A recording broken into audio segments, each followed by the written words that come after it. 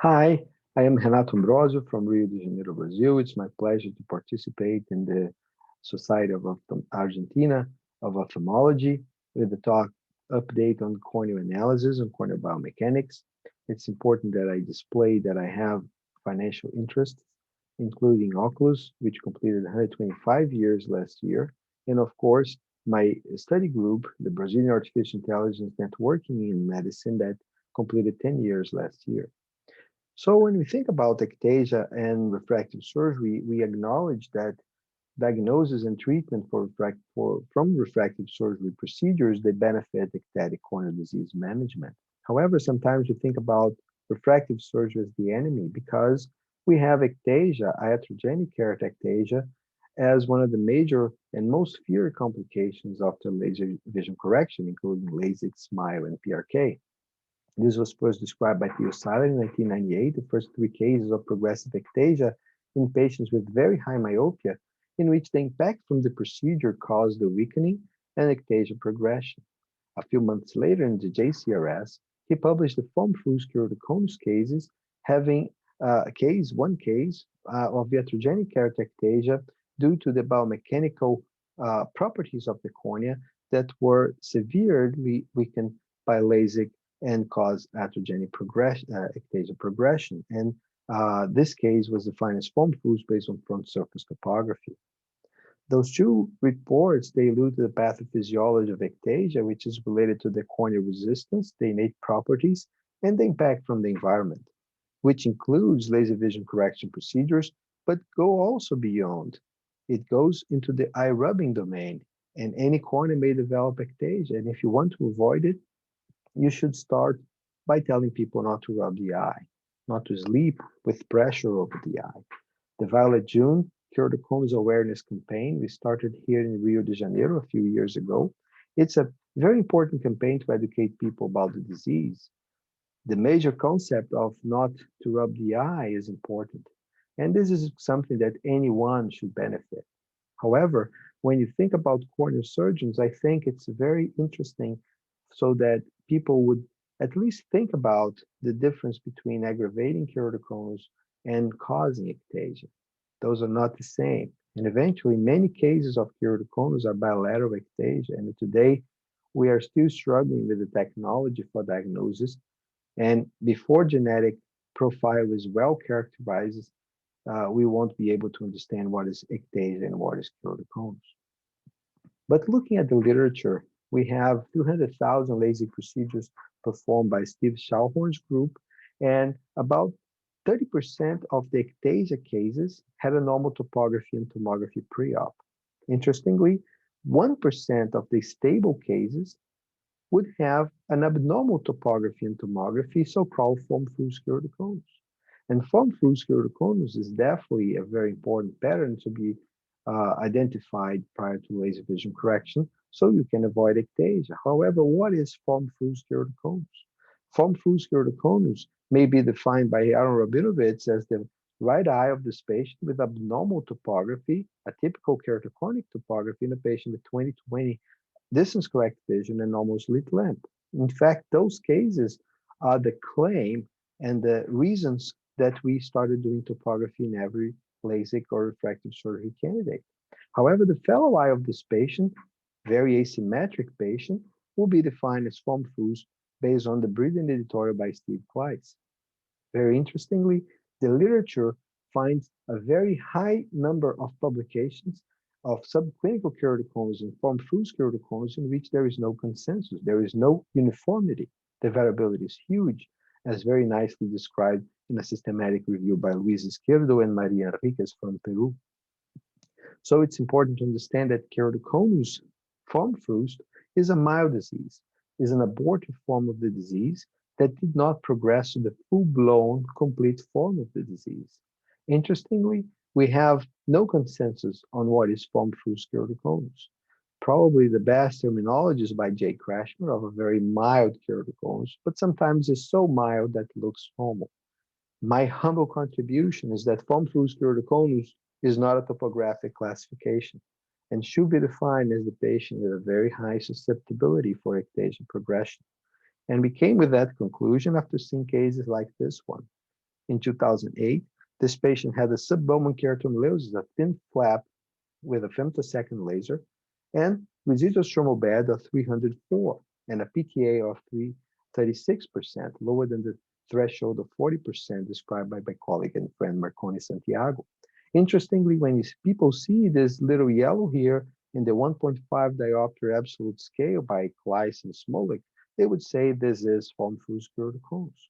I was really interested in looking at this study, which is the variability of subjective classifications of corneal topography, in which this is case number 6.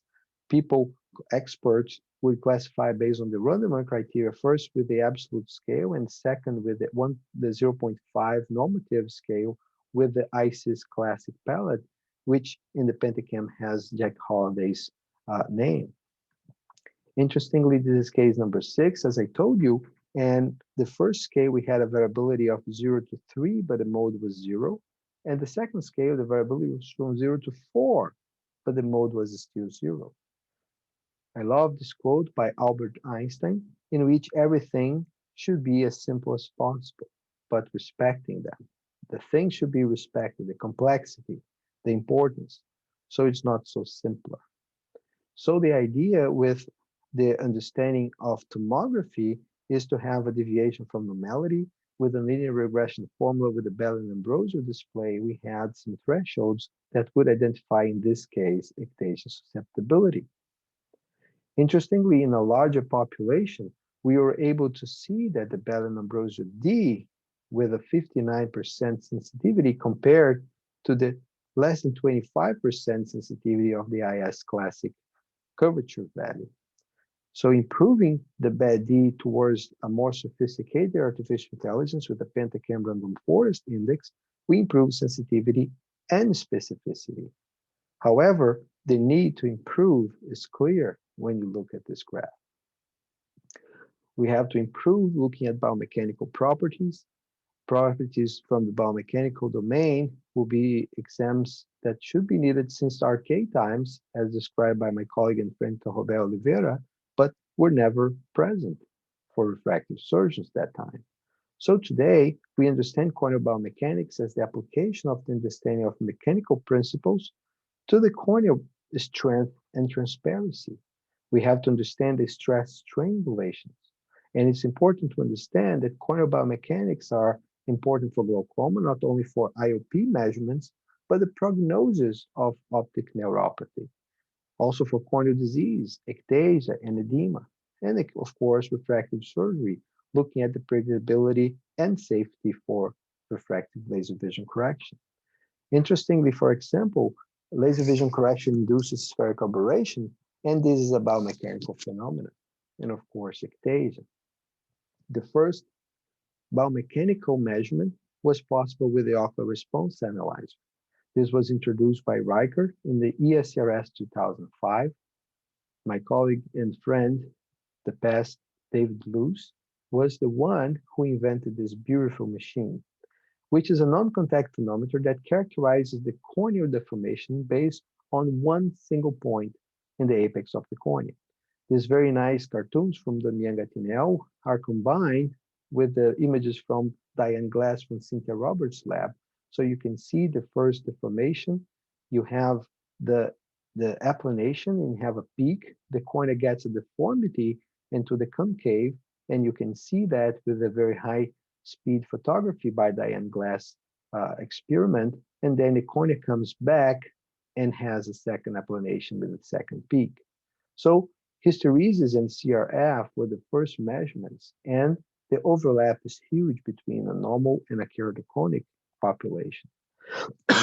However, my colleague and friend Bruno Fontes received the Trautmann Award in 2011 when he looked at the corneal hysteresis of 9.1 in these two cases, but with a different profile of the waveform of the deformation.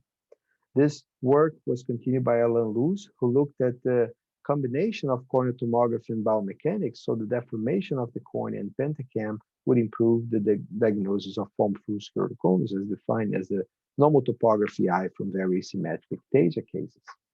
This was the first logo of our study group in Rio de Janeiro.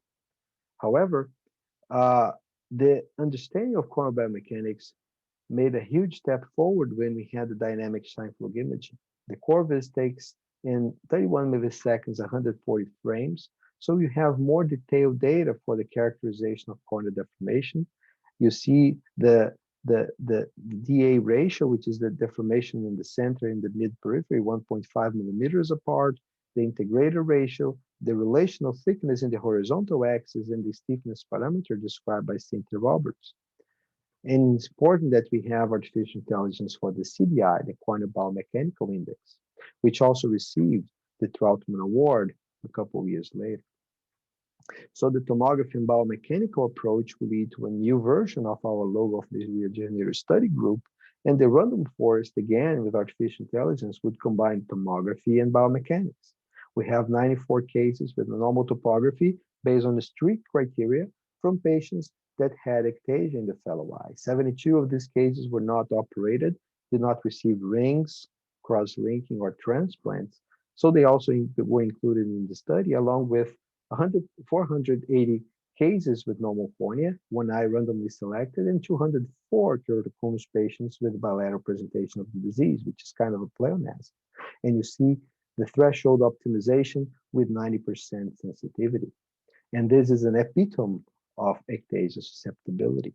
So the characterization of ectasia susceptibility was possible to be even enhanced. This is a patient that we published in 2010, the tomography and biomechanical abnormality in the fellow eye that was not operated from a patient that had LASIK only in one eye and developed ectasia. So this patient is still stable, and you see mild abnormalities. You see BAD in the borderline, also with the PRFI, but when you integrate tomography and biomechanics, it's much easier to identify ectasia susceptibility. Interestingly, ectasia can occur in only one eye. This is the fellow eye with 20/20 plus uncorrected visual acuity in a patient that presented with ectasia only in the right eye, had a great result of corneal ring, and moved to London for his work. And I had the follow-up done by my colleague and friend Dan Reinstein, who is very prolific. We all know about the capability of corneal diagnosis from Dan Reinstein with the high-frequency ultrasound, and epithelial thickness mapping was normal, along with other measurements, including the Young-Tinel orb scan score analyzer. And this patient had a normal TBI, which is still stable many years after the surgery. So the global consensus comes with the wisdom that true unilateral keratoconus does not exist, but secondary ectasia may be caused by a pure mechanical process, and it can be unilateral. I would say it can be in any eye. Subclinical keratoconus can occur in both eyes of the same patient, and here is the best example. The first twin sister came with a very symmetric ectasia. This is topography from Placido. This is topometric maps from the Scheimpflug, and all the four eyes would have a TBI that will be higher than 0.4. 1, 0.58, 0.58, and 7.2. Interestingly, this patient was analyzed by the genetic profile by Avellino company with the AVA-GEN test, and they confirmed they are twins. They have the same DNA, and also they have some abnormalities that will be detected on the gene profile, which would increase the susceptibility for ectasia. Also, a very nice report that we published together with Dr. Shizuka Ko from Japan on 3 daughters of a patient that had keratoconus. Interestingly, all the 3 daughters had normal vision, normal slit lamp, but many of them have abnormalities on the TBI. Recent studies described lower sensitivity of the TBI in patients with very asymmetric ectasia, and this is the reason that we enhanced our ability with an optimized TBI project, including a much larger population, expanding more than 5 times the population of very symmetric ectasia cases in a multicentric study. This was done by the brain group, looking at ways to enhance the sensitivity and accuracy with machine learning algorithms. And here we have a summary of this work in which you see a benefit from the improvement on sensitivity and also on specificity with a much more, let's say, more accurate threshold from 0.29 to 0.4, and you see the correlation of the first and the second parameter. So when you think about ectasia susceptibility, we have to think about artificial intelligence. We have to think about impact from surgery, the relation of tissue altered, and seeing the refractive toolbox, looking at biomechanics, how you can best help your patient with a more efficient and safe procedure. Thank you very much for the honor to participate, and I look forward to discussion and more collaborations with all of you soon, and eventually seeing all of you in present in the very near future. Thank you very much for your kind attention.